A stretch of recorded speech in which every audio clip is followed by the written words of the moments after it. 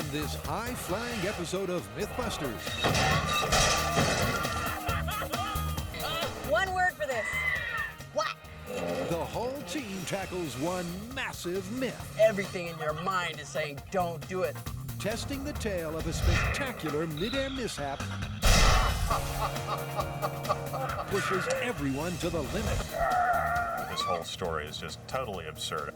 They'll need luck, For science. courage, This is the best data ever! and some serious science That's perfect. to tackle the myth of the man who fell to earth, Grant, take it away. struck a seesaw, and launched a legend.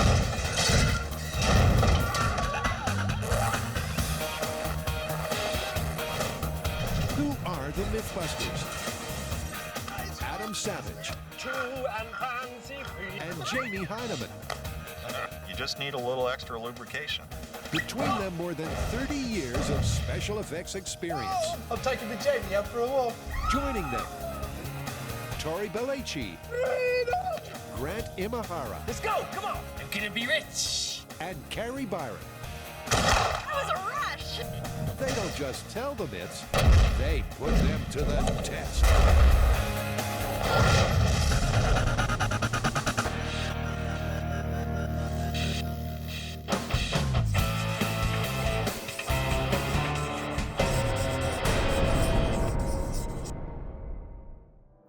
A little old for dolls, aren't we? This is not a doll. This is a demonstration model for the next story we gotta do, which comes right from the fan site. Okay, tell me more. I'm a skydiver, right? And I'm falling through the air, and my parachute has utterly failed. Looking desperately down at the ground for something to break my fall, I spy a children's playground and a seesaw with a little girl at the other end. Not worrying about her, I aim for this end of the seesaw, go straight upright. At the last second, I hit the seesaw and catapult that poor little girl up to the top of the 7-story building, where amazingly she lands safely. Wow. Sounds almost too good to be true. I thought the same thing. Improbable, yes, but impossible? Parachutes do sometimes fail to open. If he's jumping over a town or city, it's feasible he could drop over a playground. Common sense and basic physics tells us that if he hits the seesaw, that lonely little girl is going somewhere. But 7 stories high, and she lives? Well, don't knock it till you've tried it. Jamie, I don't know about you, but I feel like we could just go for this one. Sure, we can do it right outside. All we need is a regulation seesaw And a correctly weighted little girl. and a skydiver.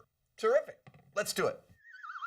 When I was a kid, seesaws were long wooden planks, and that's what we started looking for, but it turns out no one makes those anymore. Now seesaws are made out of steel, and there are as many designs as there seem to be playgrounds. So we have chosen a mid-range, middle-of-the-road, simple steel seesaw, and that's what I'm about to build. For Adam, building a 2-kid plaything is a one-man job. Inside 30 minutes, he welds a central pivot from 2-inch pipes and a couple of elbow joints. The bench itself is just a 10-foot slab of hollow steel. Now I've just got to attach one to the other. So far, so good. But then Adam finds a fatal flaw in the foundations. There's no kid that wants to go that high. After a quick nip-tuck, we've got a working seesaw, a simple device that just might flip an unsuspecting 6-year-old 7 stories high. Much better. But here's the problem. To hit terminal velocity, the unlucky skydiver would have to fall from at least 600 feet. So to get around that problem, at least for this first test, what I'm doing is trading altitude for weight. When I fill these barrels with water, they'll be much heavier than a man, so we can then drop them from a much lower height and get a more or less guaranteed hit. And the impact force should be exactly the same. That's the theory, and they can't wait to put it into practice. So they've picked a drop zone that's real close to home, the parking lot behind M5. And that's just getting welded down to the plate? Yeah. Okay. It's a stunt that will scare the neighbors. Given the massive forces at play, only a lunatic would choose this moment to trial a new technology. This quick release, which holds up to 10,000 pounds, is going to be the mechanism by which we drop our weight on the Seesaw. And normally we'd use it in a pull-on-a-wire mode. Now it's got an automatic cylinder release, which, when we connect a battery from our viewing site and I say, connect the battery, it's going to drop the weight right on our Seesaw. Now for the checklist. They've got the crane, they've got the weight, and Adam's built a teeter-totter that both sees and saws. Okay, so it is in fact a seesaw. It is, in fact, a Seesaw. I want one of these in my office. All we need now is a full-scale victim, and this one is almost too cute to catapult. Almost. So shall we name her Ariel? Nice call, Jamie, but it's best not to get too attached to your missiles. Our little girl over here is supposed to be an average 6-year-old, and so we've made her weigh 50 pounds. Now, if the physics in this story are correct, the water barrels, when they hit this end of the seesaw, are going to launch her straight up about 70 feet or 7 stories. I've calculated filling the barrels with 1,150 pounds of water and then dropping them from 75 feet should exactly match the Skydiver's free fall impact force of 85,000 foot-pounds. The foot-pound is a standard gravitational measurement. It's the energy expended by a force of 1 pound acting through a distance of 1 foot. Looks good to me. All right, let's go up. The numbers look good on paper, but let's see how it all pans out on the pavement. So I'm going to pull the safety, but you know what? I don't want to be anywhere on this lot when we drop this thing. I was thinking we should be up over there. I was thinking the same thing. So with the elements in place, Adam and Jamie head for the high ground. Right now, I describe the situation as mayhem in potentia. Soon we'll have actual mayhem. And that actual mayhem is now just moments away. All right, here we go. Skydiver Seesaw in 3, 2, 1.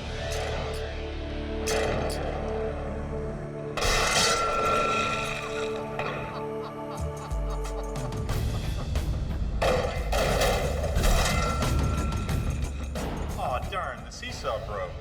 It just kind of like folded in half. The bench is buckled, but the full extent of this disaster is best assessed from ground level. I don't think we've ever done this specific kind of damage. What do you mean? A little bending and welding and it'll be good as new. Look, you can see where that's exactly where it hit the rebar handle. Yeah, which is like flattened as flat as it could be. It not only crushed it right at the pivot point, but it also crushed it right at the end here. So, you know, that's a heck of a lot of force. A lot more than we considered. We're gonna have to rethink this thing. Yeah, even if this was a solid bar of steel, I don't think it would have taken it. Yeah. I swear, this is the best part of the job, reviewing the high-speed footage. I want to see if she even comes off the ground. I think she does. I saw her flip a couple of times. Yeah. Little Ariel launched at exactly 23 miles per hour and then flew 20 feet high. What goes up? Come back. There it is. That's barely 2 stories, way short of the mythical 7.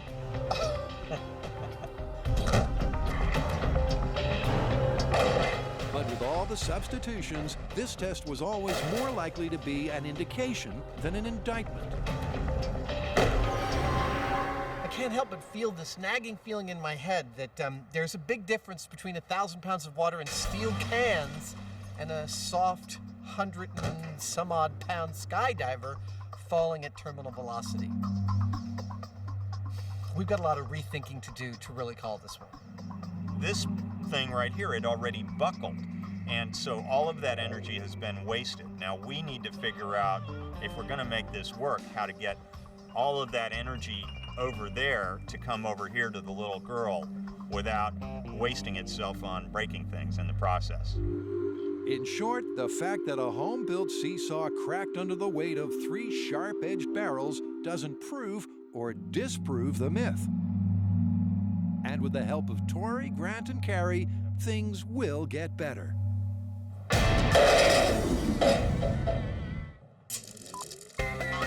The common playground seesaw is about as safe or as dangerous as you want to make it.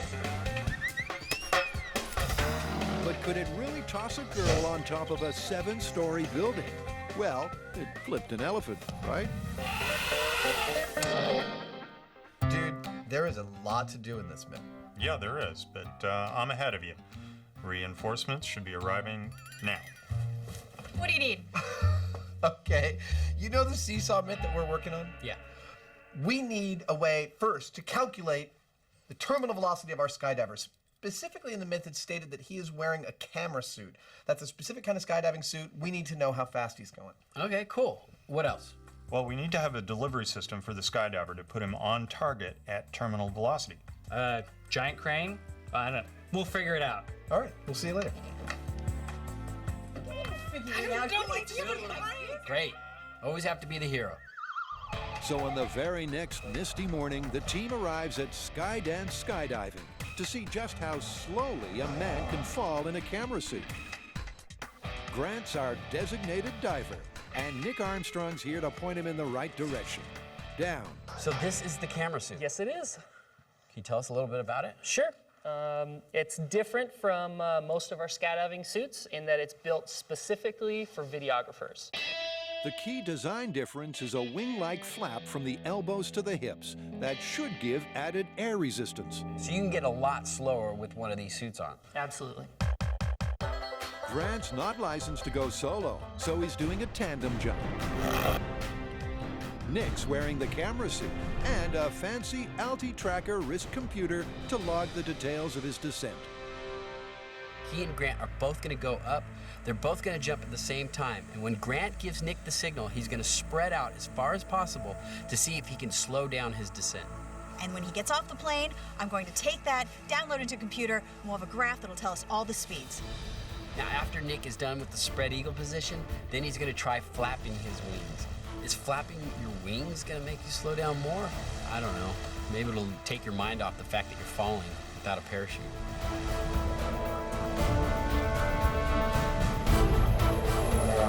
For a veteran skydiver, flapping your wings sounds a touch undignified, but it's worth a shot.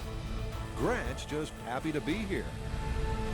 This is one of those great opportunities on this show to do something that's reasonably dangerous, but in relative safety. I'm very excited to try this out again. This will be my second skydive. Hope things go great. So do we, buddy. When the plane hits 2 miles high, the passengers push off.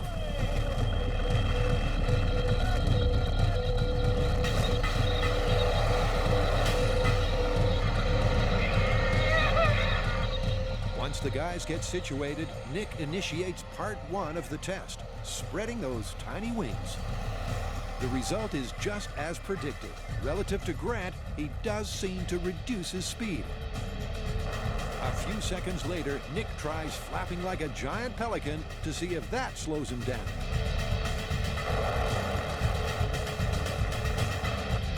Team Imahara makes a perfect 4-point landing.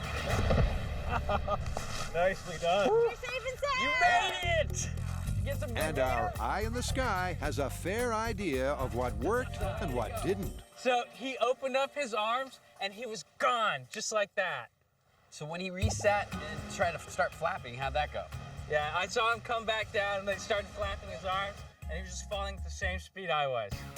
To confirm Grant's account, Carrie downloads the data from Nick's wrist computer. And the graph couldn't be more clear. When Nick opened up his camera suit and went completely spread out so he had the most surface area, he slowed down to about 114 miles an hour. But over here, this is where he started flapping his wings like a cartoon to see if he could slow down, Goofy style. That didn't seem to work too well. So 114 miles per hour looks like the speed to aim for. But Grant's remembered a crucial part of the story they've overlooked. So Tori needs to suit up. We need to send Nick up again, because the myth specifically said the skydiver tried to land on his feet. In other words, He fell spread-eagled like the last test, but then at the last second tried to land the jump. And I'm guessing that even if the guy only went perpendicular for a second or two, it could significantly change the speed at which he hit the seesaw. All right, here we are again, putting our lives on the line for science. But don't get me wrong, I mean, I love skydiving, but I mean, I've only been 2 times, so maybe that's natural.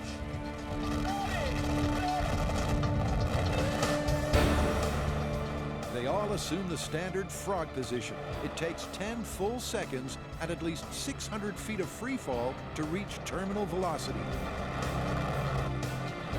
Then Nick tries going vertical. It's harder than it looks. A few seconds later, he tries again.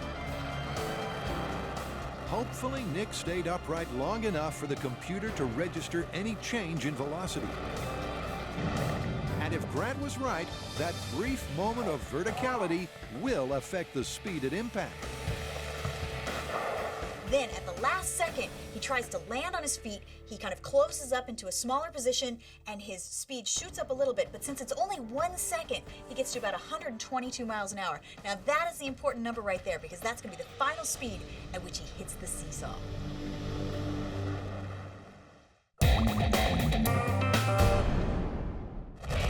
For just the second time in MythBusters history, the whole team has pulled together to test one fantastic fable, the skydiver who hit a seesaw and sent a little girl 7 stories high. If that's not too hard to swallow, the myth says she survived the adventure. But that car park catastrophe still haunts Adam. It's not looking good for this myth, man. I mean, if our regulation seesaw made of steel can't come close to handling the forces, can't transfer the energy from the skydiver to the little girl, then this thing's busted before we've seen anything fly. Yeah, the forces involved are really enormous, but there's nothing stopping us from improving on that design, like making one that's indestructible, a super seesaw. We can build the mother of all seesaws. I love it. And then if it holds together, the girl might just fly. She might. And Jamie has some grand plans. It may not be the best seesaw ever. Who knows what NASA has locked away? But he's aiming high. We want to exactly be done with delivering the load from the incoming projectile right before it hits the ground. But why scribble when you've got the software to design and test the concept? We're using SolidWorks software here, which I've had for a while, but I've never really been able to use it to its full potential. The beauty of something like this is that it really allows me to push the limits of the material and the design, because it doesn't matter if the design breaks in the computer. I'll just pull up another one, change it a little bit, and try again. And that way, by the time I get around to building the real thing, I already know it's going to work. Jamie's decided to build his bench in 2 parts, both hinged on a pivot. Where's that put us as far as our yield strength? The big picture here is to maximize the energy transfer from the falling man to the girl and to keep the seesaw intact. So I started thinking about, what do I know that is really massively strong and lightweight? And so what I came up with was a construction crane like this toy here. Instead of relying on something to not bend, they put a cable across the top of it, so the load that's being experienced is on that cable. And instead of a bending force on this spar structure here, you've got a compressive load. It's hard to see here, but the load is this way. And so you end up with something that's able to build whole buildings, and yet there's really not a whole lot there. The next few hours sees Jamie and a small team of experts refine the design. Any kind of offset would cause a twisting sort of a thing that would be a problem. While Jamie thinks big, Adam goes small scale to get some idea of what to look for when they try this again at full force. Building a toy teeter-totter is easy peasy and, I don't know, kind of wholesome, you know? Filling a muscle man body with lead shot is kind of strange. But capping it off with a baby doll head is just plain weird. Still, it should do the job. What I've got here is a scale model of our seesaw rig. This is our little girl, as creepy as she looks, and this is our Skydiver, as much as it looks like a round ball. They are the equivalent weight relationship of our real Skydiver and our real girl, about 3.5 to 1. What I want to investigate with this is what happens to her when the Skydiver hits the seesaw. If the seesaw doesn't break, where does she go? What is her trajectory, and what can I predict about her trajectory? So Adam starts test number 1 from 10 feet up on the scissor lift. A plumb line indicates the perfect drop point, and it's bombs away. 3, 2, 1.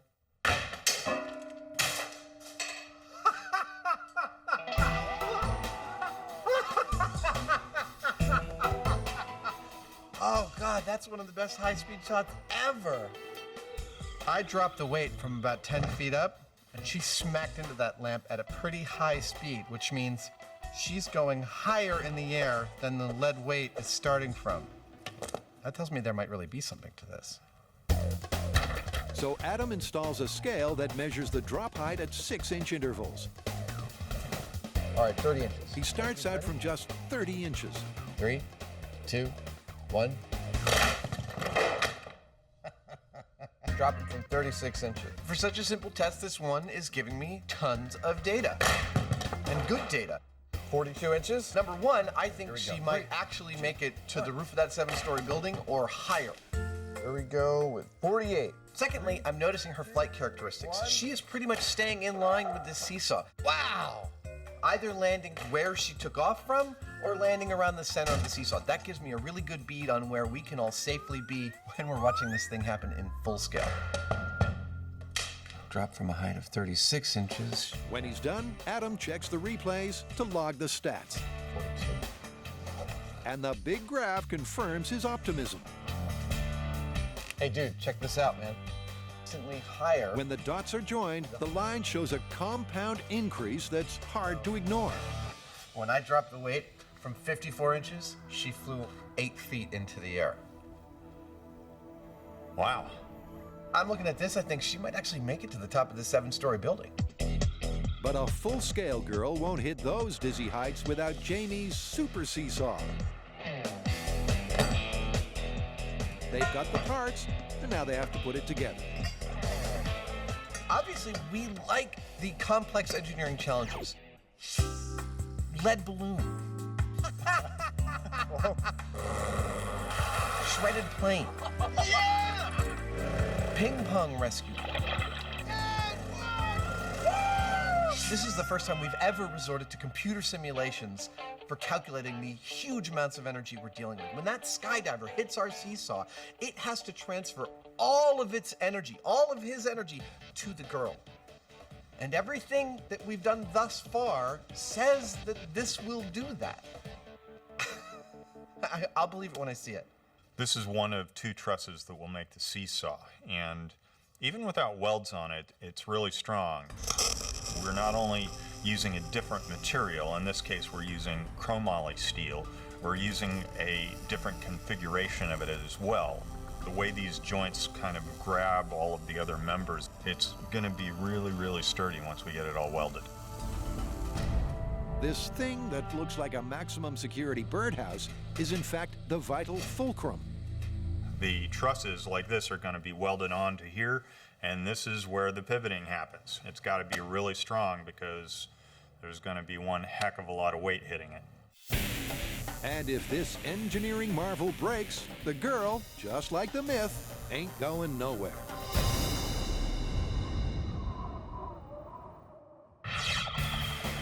In just 2 days, belief in the myth of a skydiver hitting a seesaw and shooting a small girl 70 feet high has waned.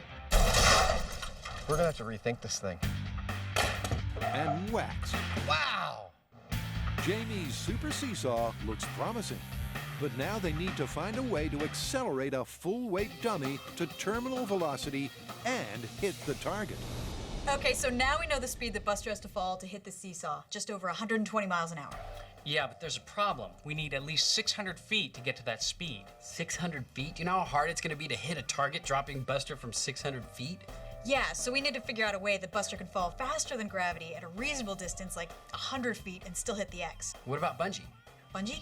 Yeah, we do like a reverse bungee where we attach Buster to one end of the bungee, we anchor the other end, then we stretch him up and release him. It hits the target every time. Fresh from skydiving school, Grant and Tori head for the hills to try another extreme sport. Again, it's all in the name of scary science. You know, we got close on board a Slingshot, but we've never actually used bungee in an experiment. Yeah, I mean, it's a good idea, but is it gonna get our Skydiver up to 122 miles an hour? Well, you know, there's only one way to find out. We're gonna have to jump, huh? Yep. The method behind this madness is to see if a giant bungee cord could work in reverse, to slingshot a skydiver simulate to that magic mark of 122 miles per hour. Now, I have never bungee jumped myself before. I've used it to strap things together, but I've never actually depended on it to keep me from dying. And they're both trusting their lives to this woman. So what are these wristbands for? Because, you know, sometimes the bodies are horribly disfigured and it's to identify them. You joking? I am joking. They're actually so that we get you in the right weight class so that you don't get whiplash or touch the river. After the pep talk, Mackenzie spills the figures that have special relevance to this myth.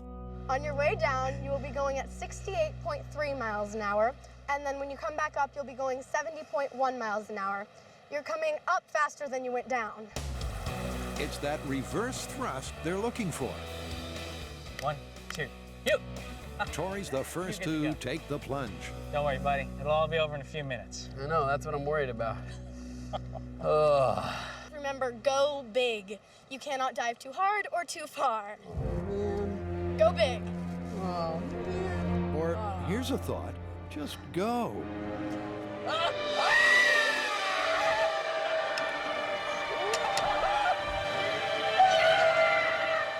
It sure looks like Tori rebounded faster than he fell. At least he had fun.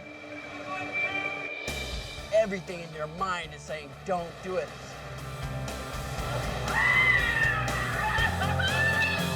And then once you get over that fear and do it, then there's like this sensation of all your guts going into your mouth. And then you hit the bottom and you bounce up and you do it a couple more times. So it's like it continues. And while Tori's concerned with the state of his guts, Carrie's about to be up to her elbows in someone else's. This is going to be my falling parachutist. Now, to make him, we need something that's going to emulate the human body, which is approximately 75% water to 25% solid materials. Now, to do that, we're going to use an alginate. This is used for life casting, taking impressions when you go to the dentist's office. We're going to fill this wetsuit with the wet alginate, and hopefully we are going to have the perfect analog for the human body to fall on our seesaw. In short, he'll go splat just like a real man. And Carrie's figured the average athletic weight at 171 pounds. Kind of feels like guts. And yes, I do know what guts feel like. I've been on the show for years. I believe I'm in the butter zone for the weight of my parachutist, but at this point, I can't lift him anymore, and it's time to weigh in. I need to find out how much weight he needs to make him perfect. So I'm going to go look around the shop and see if anybody's stronger than I am. It's Jamie's fate to carry the load, assuming he can lift it. Oh, jeez.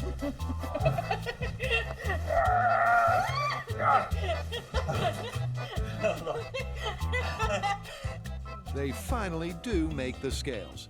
Jamie's already weighed in at 180 pounds, so they'll subtract his bulk from the total.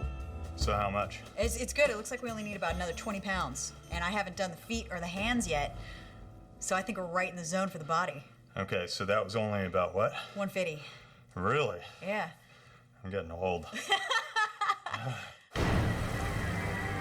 Back on the bungee bridge, it's Grant's turn. Yeah, I selected cremation. Get yours. Okay, thanks. He jumps the rail, finds the platform, then takes a last deep breath. For science.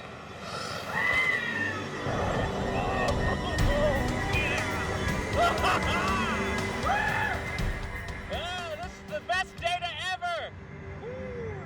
Let's hope so. Both Grant and Tori are trying to feel the pulling power of the bungee. Well, you know, I think this is really going to work. I could really feel the stretch and the acceleration on the way back up. Yeah, but we're definitely going to have to tweak this in order to get our Skydiver to go 122 miles an hour. Casey, how are you? The man who might be able to help them out is Casey Dale from Bungee.com. It can be done. There's some math involved as far as getting how fast you want him to go.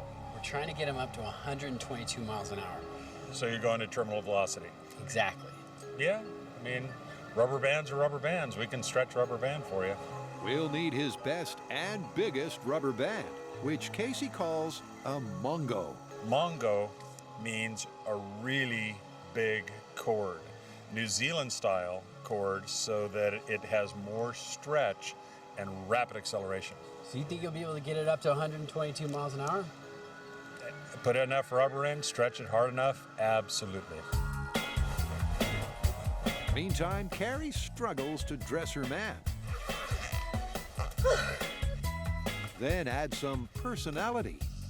Hey, there you go. Now you have a head. Better to see me with. Put a parachute on you, drop you out of the sky to your death. And he should hit a spot that's tailor-made for a smooth landing. If the guy hits it and ricochets off like this, that's not good for us. So we're helping it along by squaring off that end a little bit. That's what this is here, as well as really heavily reinforcing it so it can withstand that impact. With the frame finished and the parts fitting perfectly, That's perfect. Awesome. Adam and Jamie rigged the high-strength Spectra rope. Working just like the cables on a crane, this should give us a compression rather than a bending load. Well, that's just another seesaw. That's what it is. In theory, the rope is even stronger than the spars, but no one knows for sure if this amazing structure can withstand the sudden impact. And then there's Ariel. Will she survive? Will she even fly? The big questions and a dozen little ones will all be answered tomorrow. All 5 MythBusters have joined forces to make or break a bizarre urban legend. The young girl who supposedly survived a 7-story flight from the end of a seesaw. No surprise then that the test venue is a spectacle in itself. Mare Island Naval Shipyard. Now, the myth states that once the Skydiver hit the seesaw, the little girl flew 70 feet up, 7 stories, and landed safely on top of a building. Now, this works out perfectly for us, this location, because the dry dock is 30 feet deep, and that scaffolding right there is 40 feet tall. So when we place it on the side of the dry dock, that is our 7-story building. It's our point of reference. Adam, Tori, and Grant have arrived a day early to make things right for the big test.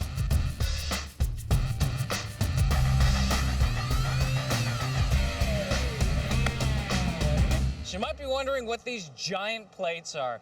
Well, we can't weld to the dry dock, we can't drill into it, we basically can't modify the dry dock in any way. But we still need something solid to attach our bungee cord to and to attach the seesaw to. So our solution? Trench plates. Each one of these weighs 7,500 pounds, and we have 2 of them for a total of 15,000 pounds. I think that ought to be solid enough. Whoa. While Tori welds the plates together, Adam nervously considers his next step. I want to make sure that my Skydiver hits this seesaw square on. So I'm going to run 2 guide wires that will guide him all the way down to hit the seesaw precisely. I've got to weld in their bottom points. Then I got to walk out to the end of the crane and rig the spreader bar. That should be fun. It's understood that Adam has a strange idea of fun.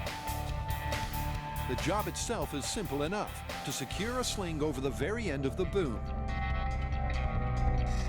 Well, that's it. We're fully rigged up here. I'm going to go down below. Grant goes up to attach the spreader bar to the sling. Getting this right is probably the most crucial part of the setup.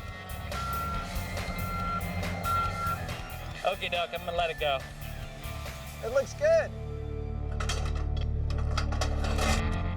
Down in the dock, Tori welds 2 sturdy steel tabs to the trench plates.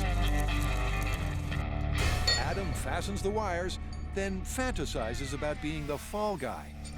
So, right now I want you to picture me as an experimental skydiver. I'm a wetsuit filled with dental alginate, and I am being reverse slingshotted into the ground using these guide wires to guide me, falling all the way into, bang, our seesaw, and hopefully sending our little girl flying. Casey, you made it. With impeccable timing, Casey arrives with a bag full of bungee. Whoa! Look at the size of it. Oh my God, that's crazy. So this is our Mongo bungee cord. It's 23 feet long and 5 times thicker than a normal bungee cord. Now, it should be able to stretch up to 8 times its own length before it breaks, but we probably only need to stretch it 3 times its own length to get our skydiver falling at 122 miles an hour. They've done their sums and found that 1,240 pounds of stretch should deliver the speed they need, but they still have to test it. So the first thing that goes on the big hook is this. It's a dynamometer, and this tells us exactly how much force there is in the system. The dynamometer gets hooked up to the quick release. Now, all we need is a body. But they're not prepared to risk Carrie's alginate man on a dry run. So, for our calibration test, we're gonna use this, which is an inner tube filled with sand.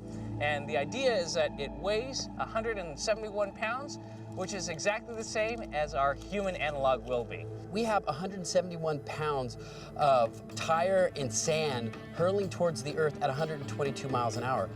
I'm not really sure what is gonna happen, but I know it's gonna be violent. It will. They'll be dealing with huge forces from the bungee as they try to propel the weight smoothly down the guide wire for a direct hit at terminal velocity. You know you have a good myth when you're excited about the calibration tests. Even in testing, this is the myth that keeps on giving. All right, we're at 2240 pounds of force. We're ready to test this. Okay, this is calibration test number 1. Here we go. 3, 2, 1. Oh my God! Did you see what happened? Yeah, We just ripped the inner tube. Oh, yeah! It kind of worked. I mean, if this had stayed together, it would have been perfect. Yeah, I mean, the bungee cord worked. Our guide wires worked. The inner tube is going to need a little bit of revision. Yeah, because this is not an accurate test. This isn't 171 pounds. What happened was the inner tube that we had the sand in ruptured immediately, which shows you the kind of forces that we're using to accelerate the Skydiver. The best possible solution is simple and cheap. I think what we're gonna do is take a duffel bag, wrap it with ties, and hopefully that will keep the weight together so we can get an accurate test. So, slight change of plan. Instead of an inner tube, we're sending our luggage. Pull on safety. If the bag holds together, they'll get a precise fix on the speed of the falling Skydiver. And they're hoping that's very close to 122 miles per hour. Calibration test number 2. In 3, 2, 1. I had a feeling that was gonna happen. It just ripped through the straps. All right. We're gonna have to redo it. So we just did our second test. This time the straps on the bag broke. So the bag didn't even get pulled down, it just fell down. Worse still, the bungee cord took a serious hit on the carpet-covered trench plates. This doesn't look good. Hey, Casey? Casey has the spare parts to build one more cord, which they'd all like to save for tomorrow. Still, they can't proceed without dialing in the speed, so it's well worth a parting shot. So right now, the bungee is so damaged that we're just gonna take it up, and the very second that it hits the right force, I'm gonna trigger it. So there's no waiting around, none of this, just go. 2150, you push the button. I got it. Casey helps out on the launch. And at 21.5, Grant pushes the button, it goes. This last calibration test just has to work. Go, hit it. Okay, here we go! Yeah! It worked! Hit the target! The bungee didn't break! perfect. Now we just gotta see what our speed was. To calculate the speed, they carefully check the high-speed replay, frame by frame. And there's reason to be hopeful. The bungee held, and the bag fell unimpeded. Grant does the math, and Tori makes the big announcement. This bungee cord is done. We can't use it again. We're gonna have to build a new one when we do the final test. But the good news is we got a calibration for the speed of our falling skydiver, and it's exactly 122 miles an hour. We are gold. Grand Tori, come on down! It's the last day of testing the Seesaw saga, and Jamie's ready to show off his baby. 3, 2, 1. Ta-da! Wow! Oh my God, this is better than Christmas. I've never seen a seesaw like this before. I was expecting a giant piece of steel. This is beautiful. It's elegant. It's gorgeous. All the boys are over there going, oh, 85,000 pounds of foot force. Oh, it's so cool. It's adorable. You know, when you think about it, this whole story is just totally absurd. I mean, a skydiver that just happens to land dead on the end of a seesaw. A girl is on the other side. She takes off and goes, you know, who knows how many stories in the air. It's all just like nuts. It's a fantasy. But it's what we live for, actually, on this show. Carrie's Diver Dan makes a rock star entrance to the dry dock. That's assuming the rock star is Keith Richards. And Jamie's found a way to improve the energy transfer by padding the impact zone with foam. We've got an awful lot of energy coming along with that skydiver, and if we deliver it all at once like a hammer blow, it's going to put a lot more stress on the system, on the seesaw. So what we're doing is slowing that delivery of energy down because it's got to crush this before it gets to the seesaw. This is kind of like the difference between a sledgehammer and a rubber hammer. Tori delivers the victim. You're gonna be fine. Your dad Buster's done it millions of times. And Grant pulls out the shock watches. These stick-on patches measure the force of impact. If the red one triggers, she's dead. If the green one triggers, she's injured and alive, but she's not walking away. So they're finally all set to see if a plummeting man landing perfectly on the end of a seesaw could really launch a 6-year-old 70 feet high. There's no question in my mind that there's enough energy in the parachutist as he comes down to throw that little girl way, way up in the air. And there's a host of problems that we could have. The dummy could just split apart and only deliver part of his energy. Things could not line up properly. The rig could break. And not to mention, she has to go up pretty much straight up in the air for this to work. Let's spare a thought for the stuntman. I have a feeling he's going to do what the average man would do on impact from that height. He is going to squish into a million little tiny pieces.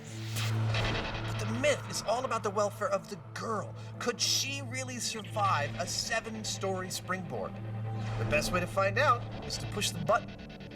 Seesaw Saga full-size test. Grant, take it away. Here we go. In 3, 2, 1.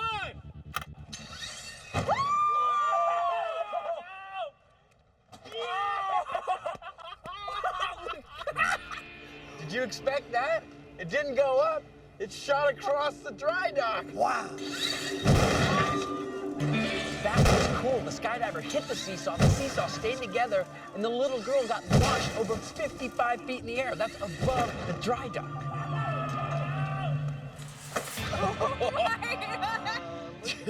See, the skydiver exploded. One word for this. Splat. Looks like he landed butt first. His legs missed the seesaw, but his upper torso hit it. It's probably about 60-70% of his mass contacted it, and even that amount was enough to catapult her 5 stories up in the air and 70 feet laterally.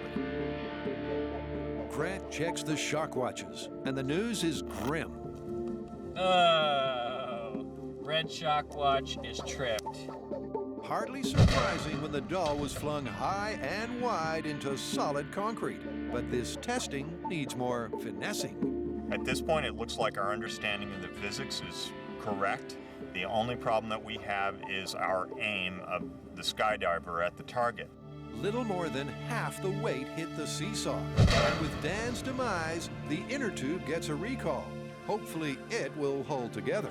Now it is the same exact weight as the average man, but this time we're hoping that we'll impart all of its energy onto the Seesaw and fling the girl the 7 stories that we talked about in the myth.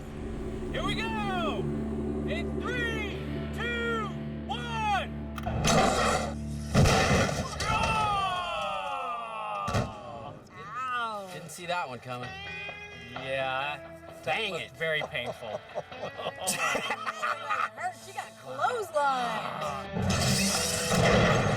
Got good deployment of the sandbag, hit the Seesaw, the girl went up, but you got tangled in the wires. She's traveling on a much greater arc than I saw in any of my scale tests, and I think that's because our Seesaw's play is much greater than the playground Seesaw.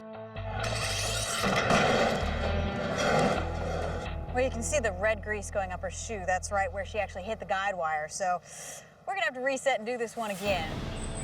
In the best MythBusters tradition, the fast-setting winter sun means this next attempt is absolutely our last one. It's now or never. Let's go up.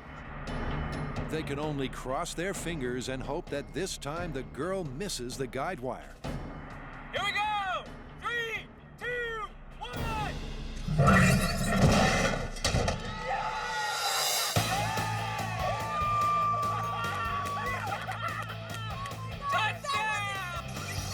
Well, Jamie said it would work. The Skydiver Simulate did hit 122 miles per hour. And despite the colossal sideways arc, little Ariel flew way higher than anyone dared to hope. She flies about level with our spreader bar, and that's 130 feet. That's 13 stories, and that was with an angle like this. If we'd got her to go straight up, she would have cleared 200 easy. This myth sounded totally improbable from the get-go. Jamie and Adam kept the faith. The fact is, normally when we're testing myths that have to do with broad guesses about physics, they're usually grossly overestimating what's possible. And in this case, we've come across a myth where the physics are grossly underestimated. If you had an impossibly strong Seesaw, if you had a parachutist that didn't just go splat when he hit it, you'd be capable of launching a little girl up at least 13 stories in the air. So, how do we call it? Well, sad to say, it's busted. Jamie built the best possible Seesaw and almost doubled the 7-story flight. But that little girl would be just as dead as the Skydiver. So I've reviewed the high-speed footage, and I've calculated that the little girl was subjected to 42 Gs, which means, well, she was likely injured just from her launch from the Seesaw. And her landing, that's a whole other thing.